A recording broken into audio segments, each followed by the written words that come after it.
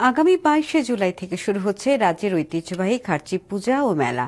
এবারে খার্চি মেলায় এক পেয়ের মাকে নাম শীর্ষক অনুষ্ঠান উদযাপন করা হবে।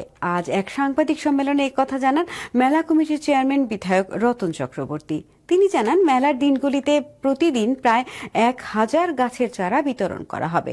খয়েরপুর চতুর্দশ দেবতা বাড়ি সংলগ্ন ব্লক ডেভেলপমেন্ট অফিসে আয়োজিত সাংবাদিক সম্মেলনে মেলা কমিটির চেয়ারম্যান বিধায়ক রতন চক্রবর্তী জানিয়েছেন, 7 দিন ব্যাপী মেলাকে সুষ্ঠুভাবে সম্পন্ন করতে যাবতীয় প্রস্তুতি নেওয়া হয়েছে। আগামী 7 জুলাই থেকে মেলায় স্টলের জন্য টিকিট বন্টন করা হবে। অন্যান্য বছরের মতো এবারও খার্চি মেলায় ফুড কোর্ট থাকছে বলে তিনি জানিয়েছেন।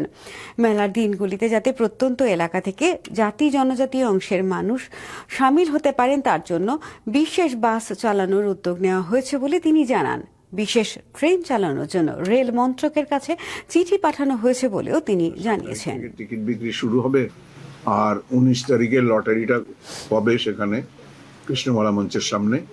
আপনাদের কাছে আমার এটাই আবেদন থাকবে যে এই উদ্যোগটাকে আপনারা সর্বতোভাবে প্রচার মানুষের মধ্যে যাতে করবেন। আমরা বিশেষ ট্রেনের জন্য বলেছি, সেটাও অ্যাসিউর করা হয়েছে।